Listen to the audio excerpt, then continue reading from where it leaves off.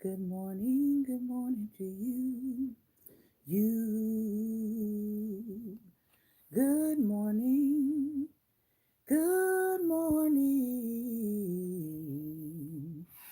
to you. And many more.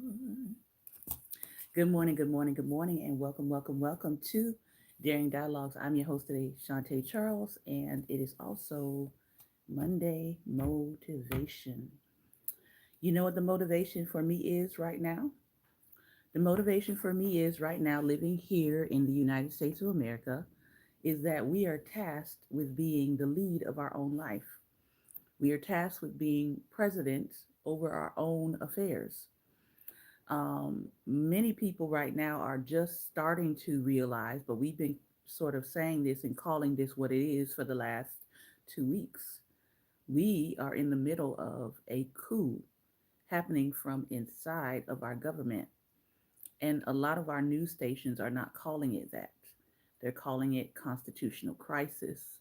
They're using all of these other buzzwords or phrases to describe what it is that Americans are actually dealing with right now.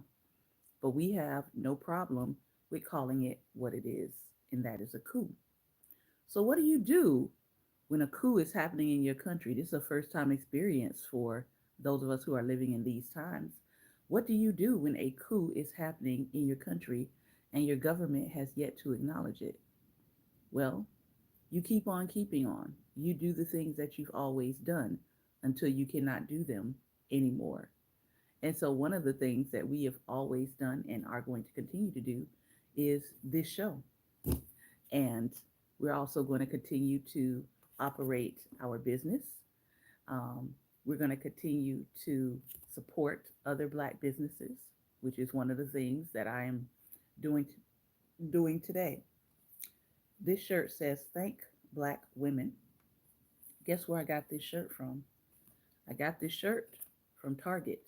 Yeah, because our Black businesses inside of Target and other stores need us the most now. They need us the most now. And I don't know how many times I can reiterate that, but they do. So this shirt comes from Philadelphia Printworks. It is an independent clothing brand inspired by past and present social justice movements that seeks to create accessible apparel for activists, organizers, and allies.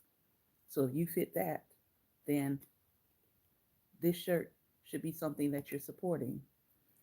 The company is PhiladelphiaPrintworks.com. Again, they are one of the Black owned businesses that are selling through Target. I bought from their Black History collection last year.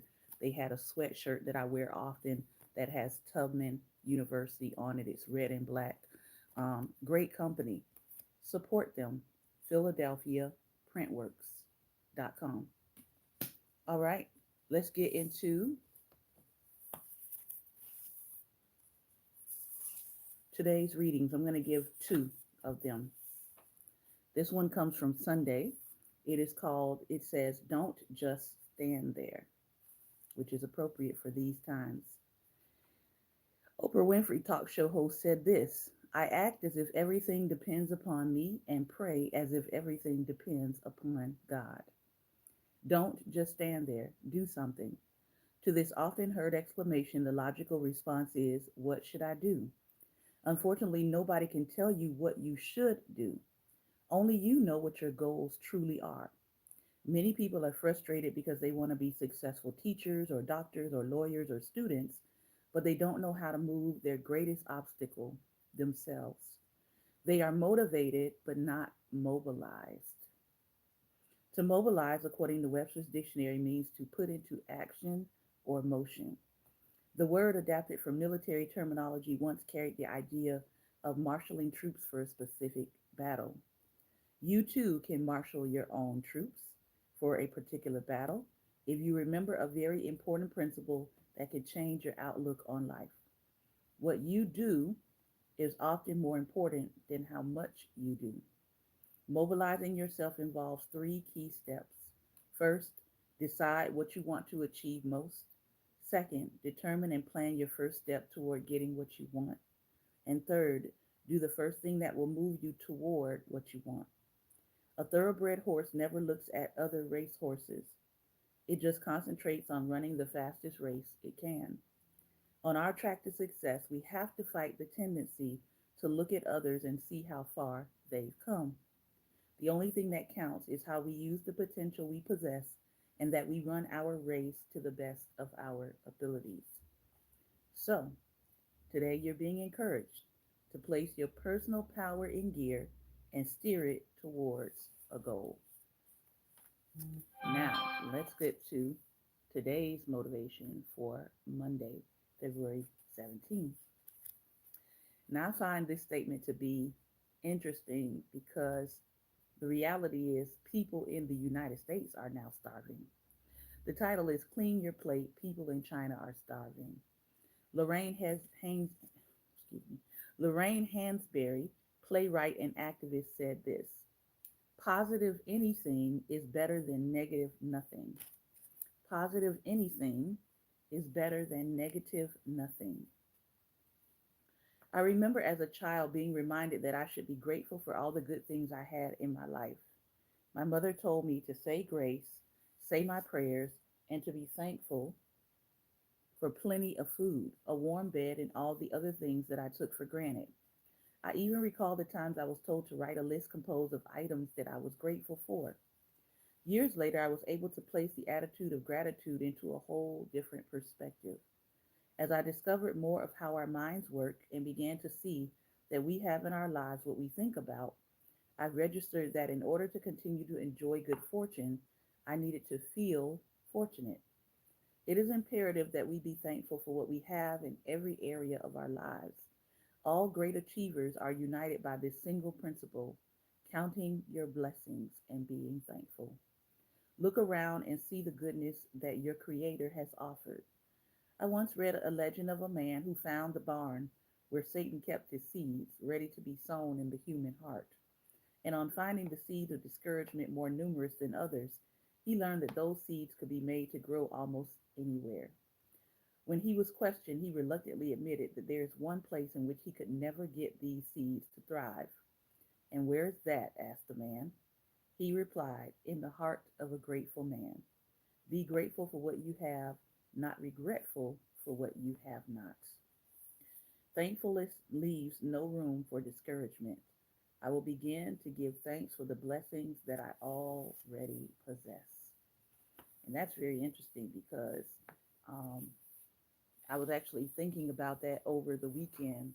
Um, I was reading a quote from Michael B. Jordan. He was talking about his childhood and he was talking about his life and how he grew up with, concrete floors and his family sleeping in the kitchen with their oven open so that they could keep warm. And he was saying that, now that he has bought a home and pretty much his parents live with him right now, um, he was talking about how all the other trappings of success that he has is more like um, just kind of like cherry on top based on everything else. And so there we go. Is like cherry on top. And I thought about my own childhood, and I was sharing with my husband. I said, "Yeah, I definitely um, identify with that. I grew up in a very, very poor neighborhood in the ghetto, and a lot of people, for some reason, don't realize that the ghetto, the hood, the ghetto, and the projects are actually three different levels of poverty um, inside of the Black community. If you've ever lived in the ghetto, you would know that. Um, but I lived in the ghetto, but not in the projects. So I was poor, but not completely relying on governmental help and assistance. But even being just in the ghetto, right? We lived in a very, very, very tiny unit. It was block concrete. We had concrete floors. Um, we had a wall AC unit that sometimes worked and sometimes did not, and sometimes froze over. If you are back in that day where they had the window unit, some places still have them, where sometimes the whole thing would frost over. and you have a block of ice sitting on your AC unit, and it would not work. And we had concrete floors, no tile, no carpet, no hardwood flooring like I have right now that I enjoy. We had concrete block, no rugs, nothing. It was just concrete block. And I remember um, going over to the oven and getting up in the morning, getting ready for school, and my mom would have us to turn on the oven to warm up the entire space so that we would not be freezing every morning when we got up. I look at those times and um, I don't look back at them and go, woe is me. I look back and I say, here's where I am now. Here is the life that God has blessed me to have now. And I'm very thankful and I'm very grateful and appreciative of the life I have now. Um, and in that, I don't look down on other people because they may still be in that space or that place. I recognize that America has super class structures and caste systems in place that makes it nearly impossible for most black people to climb out of poverty.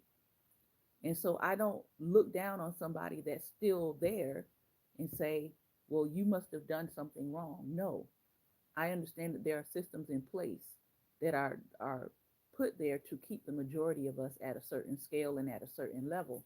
And so if you make it out,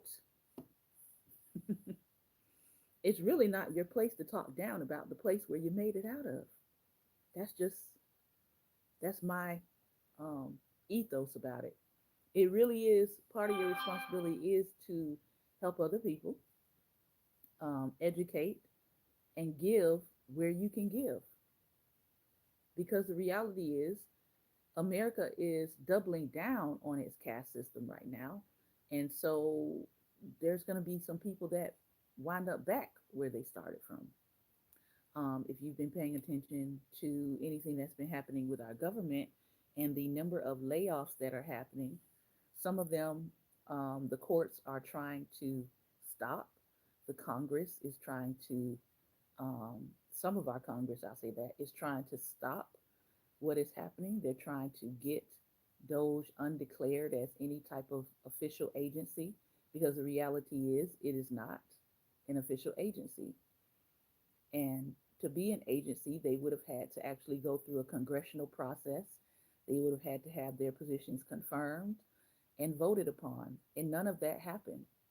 All of this has been done and created through an executive order, and they are taking on powers beyond what they're supposed to have, also known as a coup happening in real time. And so, that being said, I want to encourage you to do the things that you know you can do in this moment, support businesses that you know you can support in this moment, support um, community resources that you know you can support in this moment, because there's going to be an influx of a lot of people who are in need of resources as they lose their federal jobs. And it's just starting at the federal, but it's going to trickle down to other businesses that are not federal based but may receive some sort of federal funding. All right, let's look at Free for All. I want to get back into this book. We are going to read some letters today, but this is Free for All, Free All Along, excuse me, the Robert Penn Warren Civil Rights Interviews. I want to read his interview, some of his interview from Martin Luther King. I thought this was very, very, very, very powerful. I read it over the weekend and I was like, man, some of these things that Martin Luther King is alluding to in here is very much appropriate for where we are right now. Martin Luther King was definitely a prophetic voice. And when a voice is prophetic, it doesn't necessarily mean that they get everything right, but it does mean that they did hear from God during their time. And it does mean that some of their words can continue to reverberate throughout time. All right. So let's look at one of the things that Martin Luther King is asked here. Robert Penn Warren asked him the question, do you see your father's role and your own role as historical phases of the same process? And he says, yes, I do. My father and I worked together a great deal in the last few years trying to grapple with the same problem. And then he says, I grew up in the kind of atmosphere that had a real civil rights concern. And I had to pause there and ask myself, what kind of atmosphere are we raising children in today? Are we raising children? Are we raising up young people in the kind of atmosphere that helps them to understand that we are still in a fight for our rights? Or are we raising them in an atmosphere that makes them complacent, that makes them sort of set up for the kill, really, set up to where they don't know how to properly respond to attacks against their civil rights? Martin Luther King says, no, I grew up in an atmosphere. My father was already doing civil rights work, and I am a continuation of the same process, the same, I am a continuation of a historical phase. And I think some of us realize that now. If you're maybe in your 30s, maybe late 20s, 40s, you sort of realize that you are now in the historical phase of the same process. You are in the we shall overcome, we must overcome. Every generation has to fight to maintain and to gain civil rights. But we have a lot of people right now, unfortunately, that seem to be giving up the fight. A lot of our elder statesmen and women are leaving this earth. And we need people who are still in the fight, who understand the imperative nature of making sure that somebody is contending for our civil and our human rights. Then he says this, he says, there are certainly minor differences between my father and I, but I don't think there's any sharp difference. Basically, the roles are the same. My father did not come up under the discipline of the nonviolent philosophy, but even without that, the problem was about the same. He never advocated violence as a way to solve the problems. And then this interviewer asked him, what is the next phase of the Negro movement? He says, we will have to grapple with ways and means to really bring about an integrated society. And then he says this, he says, direct action, working through the courts, and working through legislative processes may be extremely helpful in bringing about a desegregated society. Because that's really where America stopped. America stopped at a desegregated society. He says this, but when we move into the realm of actual integration, which deals with mutual acceptance, genuine intergroup interpersonal living, then it seems to me that other methods will have to be used. Because the reality is, there was desegregation, but there was no real interest or mutual acceptance on the part of white people to move into integration. If you look at our neighborhoods, if you look at our schools, if you understand the process of redlining and what has happened to communities through redlining, you will know and realize this country never moved into integration. It was desegregation, but true integration, if we had moved into true integration, you would not have 70% of white people who don't have any black friends, who don't have any black people that they actually relate to on a normal, everyday basis, where they're not getting their understanding and imagery about black people just from television. So I think this is very telling that he says this. And then he says, Negroes must improve their own conditions and their own standards. And he said, improving standards which lag behind to a large extent because of segregation, discrimination, and the legacy of enslavement. So, Black people, I would definitely say in the last 40 to 50 years, we have worked to improve our own conditions, all while being fought as we work to improve our own conditions. To the point now where because we have improved our own conditions so much that now they want to roll back anything that could keep us moving forward in improving our own conditions. I'm going to go to another part here. Um, he asked him about public school segregation and the effects that it has on white and black children. He says,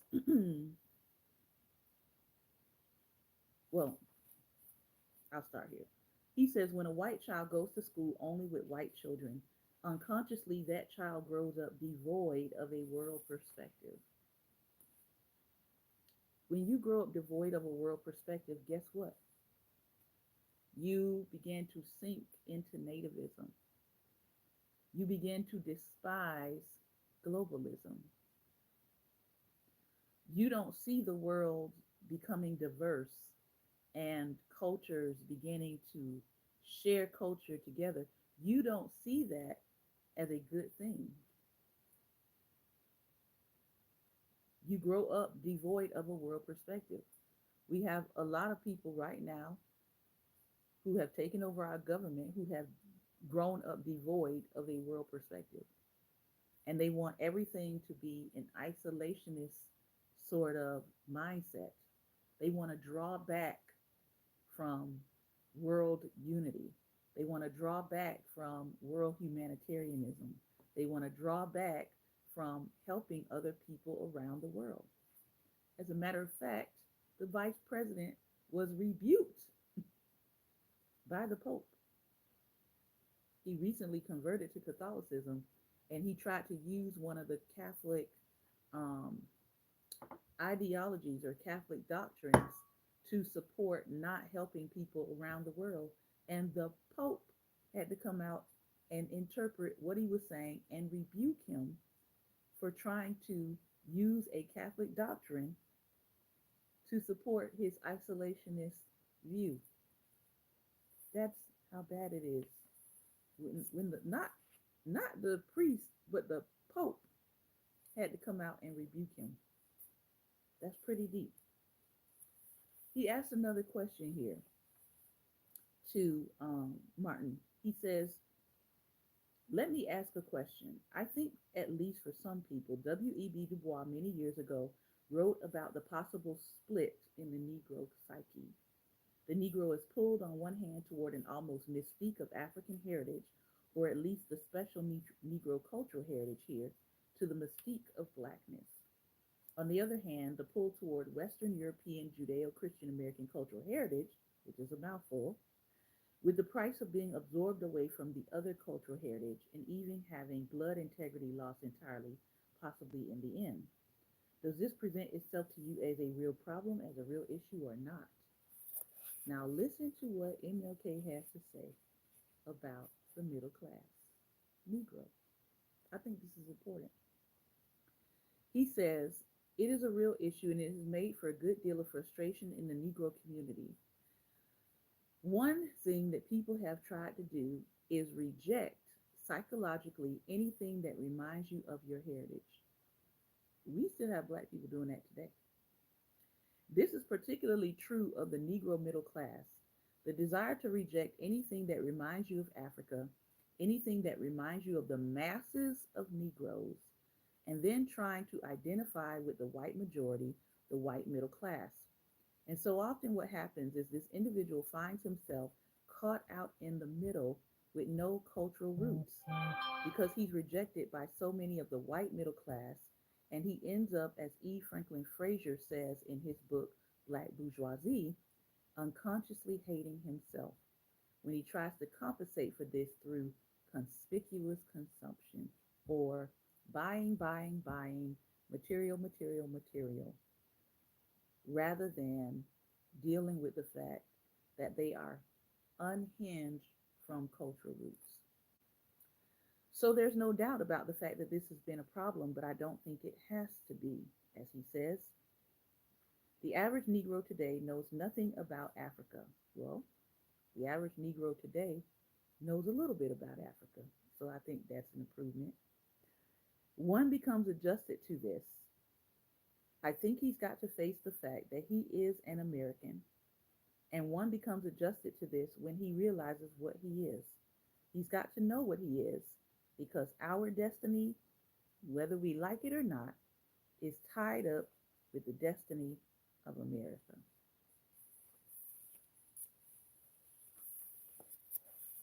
If you haven't figured out that your destiny is tied up in the destiny of America as Americans, I'm going to need you to figure that out.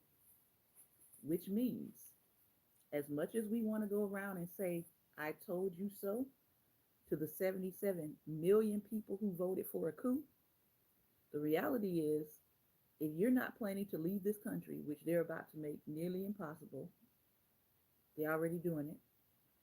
They're already sabotaging our aviation. I believe that's part of the reason why they're doing it. They're sabotaging our aviation systems so that people can't leave. I don't understand why people haven't figured that out yet. People are not going to be able to leave because the engineers for all of these planes and systems, air traffic controllers, those kind of people, the important people that hold planes together, the important people that direct air traffic, they're firing them. So they are, in fact, handicapping people's ability to leave this country because it's about to be some mess that's about to go down. Now, you can believe black women and prepare yourself, or you can ignore what I'm telling you. It's not coincidental that they are sabotaging our ability to exit by plane to other countries. Okay? All right. But he is absolutely right that our destiny is tied up here. It is. We didn't ask for it to be tied up here.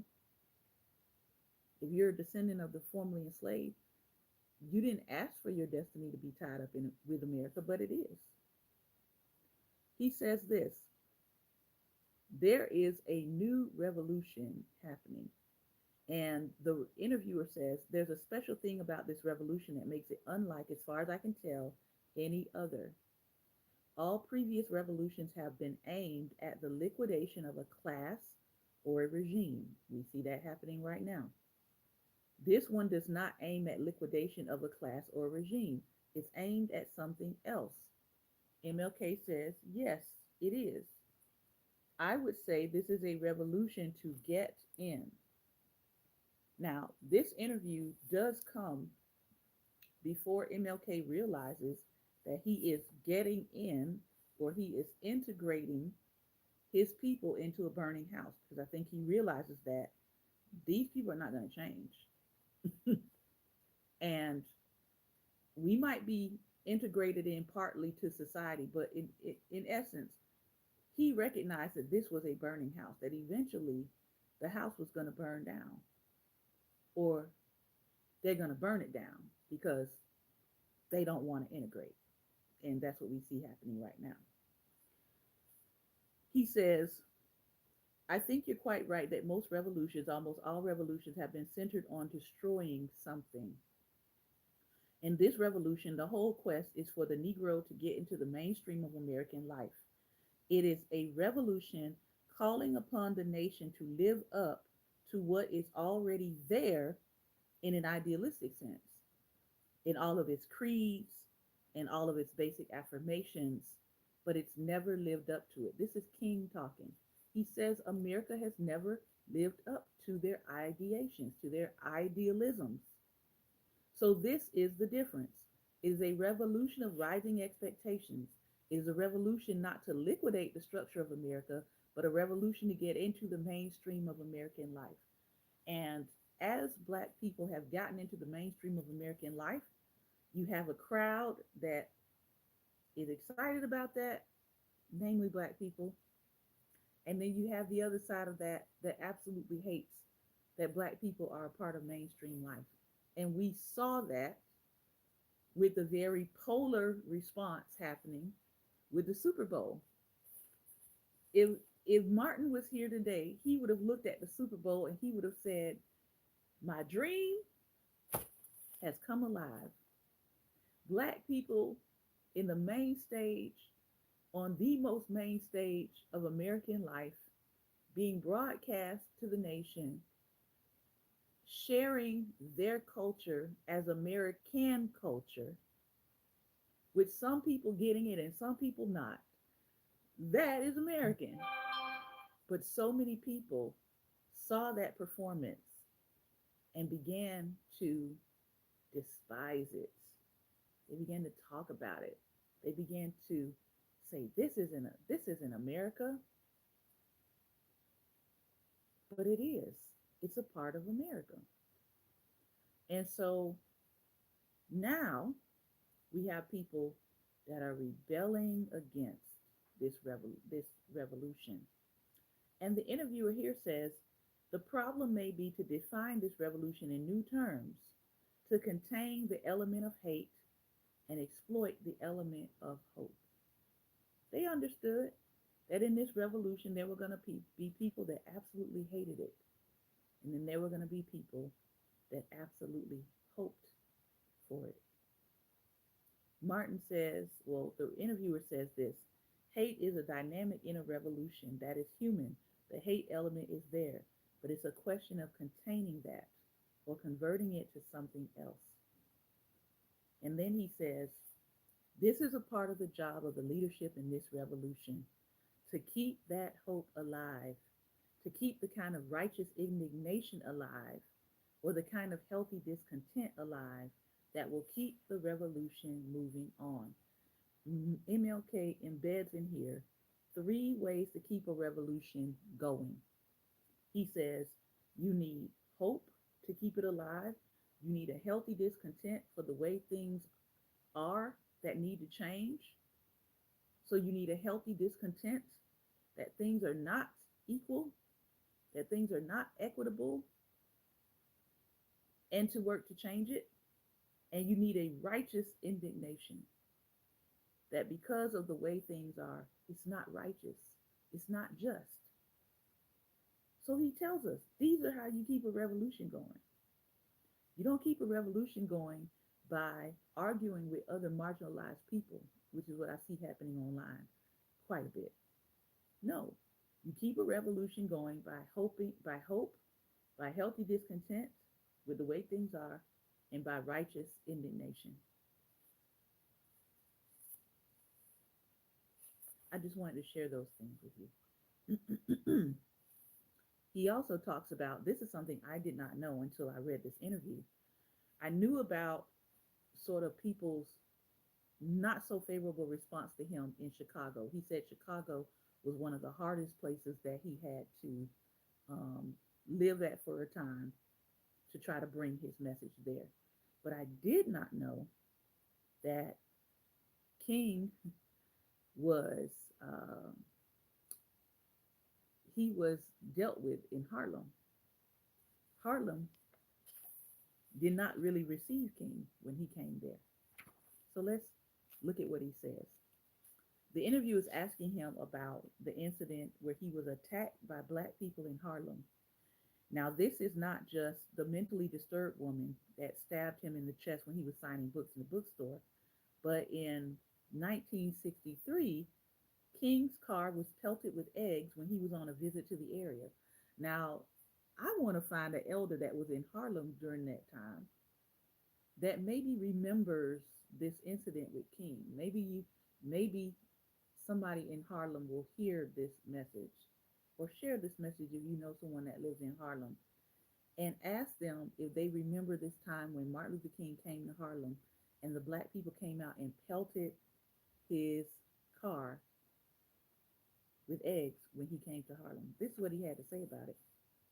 He said that he felt that it was a response to him based on black nationalist groups who had been talking trash about him. I'm summarizing. They've been talking trash about him, about how he loved the white man and how he was sort of a polished, he uses the word Uncle Tom, but really it's Sambo. And he said that they began to transfer their bitterness about their life and how things were onto him. He said, this response grew out of all the talk about my being this polished Uncle Tom. They didn't see that there was a great deal of difference between non resistance to evil and non violence resistance. I'm not saying that you sit down and patiently accept injustice. He said, I don't think they really understood my message. I was not saying don't react to evil. He was saying, I'm giving you a method by which you can effectively act towards evil. But he says, you don't sit down and patiently accept injustice. I'm talking about a very strong force where you stand up with all your might against an evil system.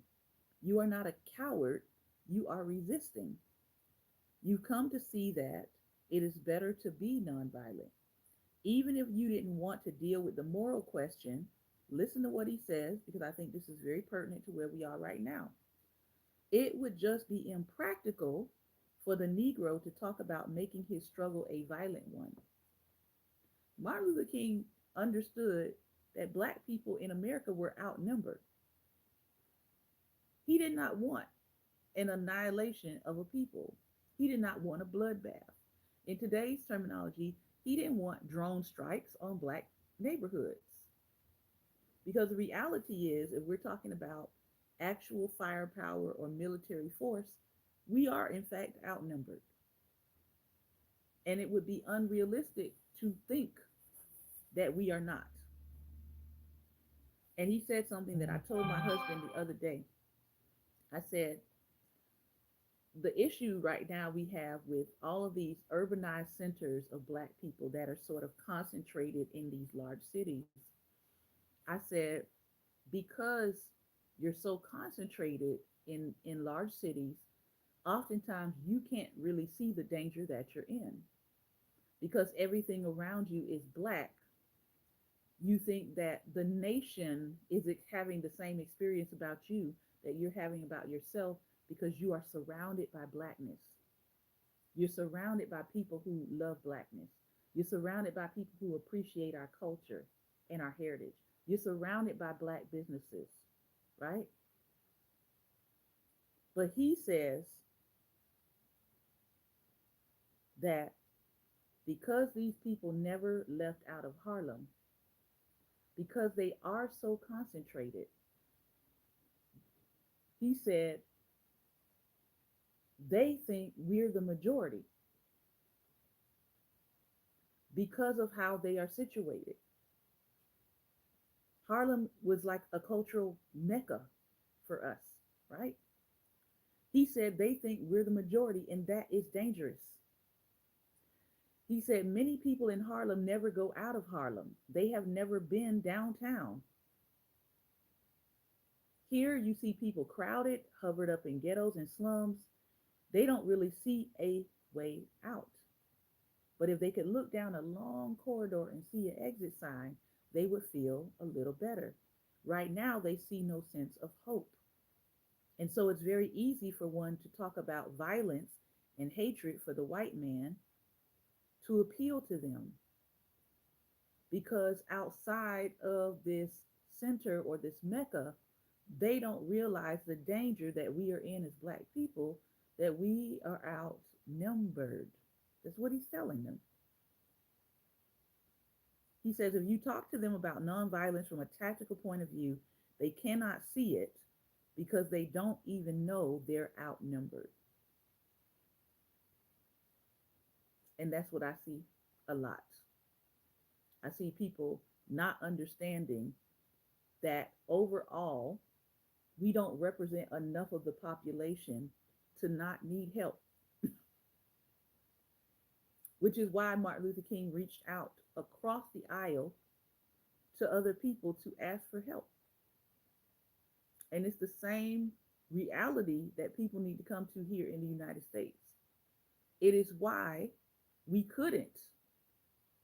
just elect Kamala Harris on our own.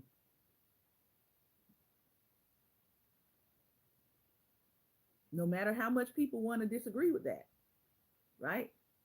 But we had 92% of black women, and I think it was 80% or 88% or something like that of black men that understood the assignment, but it still wasn't enough of us to get the assignment done. And so we have to think realistically about where we are in terms of our population numbers, in terms of um, our destiny being tied up with the United States. People don't want to hear this, but this is the truth. So we deal in truth over here, okay? So MLK says it's very dangerous to go into an enclave of yourself and be so engulfed and not look up and realize that you're in danger. Because black people, if you let us, right, if we're unimpeded, and even when we are impeded, but if we really had the freedom that we really needed, we could rebuild kingdoms. We were building them all over the United States. But guess what happened? Because of that factor of outnumbering, you had those raids that happened on towns like Rosewood. You had what happened with Seneca Village. You had what happened with Black Wall Street. Those people were thriving and minding their own business. So we have to realize that there is an element in our country that does not care if we mind our own business. They don't care if we are off to ourselves thriving. They don't like it. They don't like progress for us because in their mindset, we shouldn't have it at all. So you have to recognize what time of day we are in, what time of day we are living. And unfortunately, we're recycling this. Our nation is cycling back into the same spirit of a thing. And we need to be able to look back at the lessons that have already been provided and given to us so that we can navigate through what we see happening. Okay? All right. I'm going to read one letter and then um, I will open it up. I'm going to show you some images as well. All right. This is from I Can't Wait to Call You My Wife, African American Letters of Love and Family in the Civil War Era. Abolitionists consistently fought Abolitionists consistently sought, financial support nationally and internationally for their activities and found several individuals and organizations more than willing to offer what they could. Poet Frances Ellen Watkins, who was born free in Baltimore and became a teacher, abolitionist lecturer, and writer in the North, sent William Still money regularly for his underground activities. He apparently helped sell her books, and she admonished him for his unwillingness to put the proceeds toward the Vigilance Committee. Watkins also wanted to keep abreast of the individual lives of fugitives the Philadelphia operators helped. In her letter below, probably written in 1856, Watkins may be referring to Anna Maria Weems, a 15-year-old who dressed as a boy to escape a Maryland slave trader. Anna Maria's parents succeeded with the invaluable help of black and white abolitionists in getting all of their children out of slavery, even three sons sold into Alabama. Watkins' letter shows how Christian principles guided many of the activists' work. How fared the girl who came robed in male attire? Do write me every time you write how many come to your house.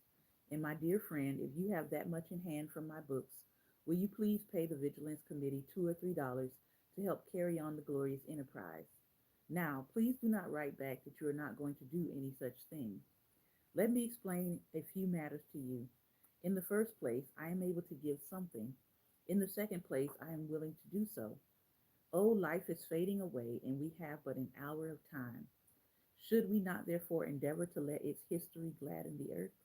The nearer we ally ourselves to the wants and woes of humanity in the spirit of Christ, the closer we get to the great heart of God, the nearer we stand by the beating of the pulse of universal love.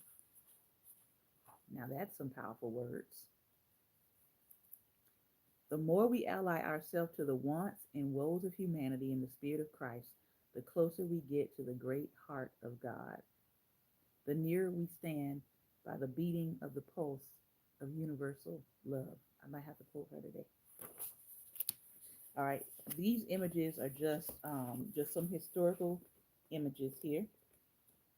This one is the business of enslavement. This is a slave market picture in Atlanta, Georgia. Atlanta, Georgia, 1864.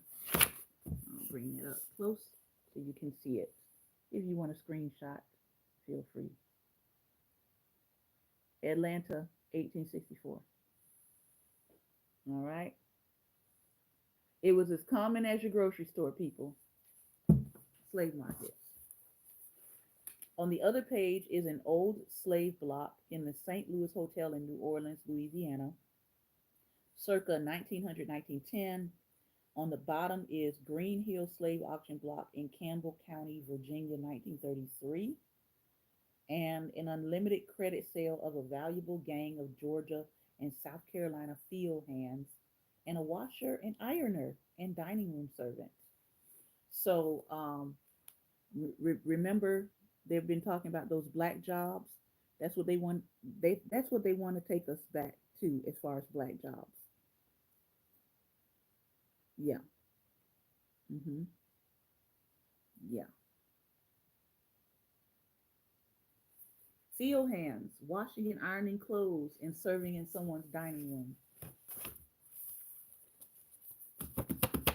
Somebody needs to say, "We not going back." All right. We're gonna stop there for today. I want to thank you for your time and attention. We are going to chop it up, um, probably for about 20, 25 minutes over on our Instagram. So if you want to join us for the talk back, where we'll be talking about any one of these topics from today, please join us there. The Instagram handle is at Daring Dialogues, and we will see you there. I hope you're having a great and wonderful rest of the day if you do not join us. And if not, hopefully we'll see you on tomorrow. Same place, same time, 11 a.m. Eastern Standard Time. Be well, and most importantly, be light.